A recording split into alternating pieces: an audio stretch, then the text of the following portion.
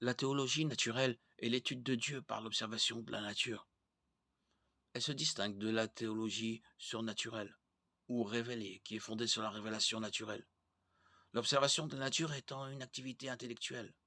La théologie naturelle cherche à connaître Dieu par la philosophie et le raisonnement humain. L'examen de la structure et du fonctionnement d'un muflier en fleurs permet raisonnablement de conclure que le Dieu qui l'a créé est puissant et sage. C'est ce qu'on appelle la théologie naturelle. L'examen du sens et du contexte de Jean 3,16 permet raisonnablement de conclure que Dieu est riche en bonté et plein d'amour. Ici, il s'agit de la théologie révélée.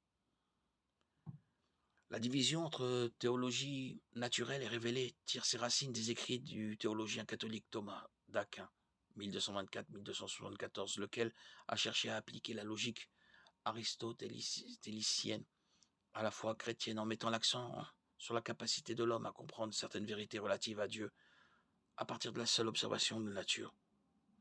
Thomas d'Aquin maintenait cependant la subordination de la raison humaine à la révélation divine transmise par l'Église.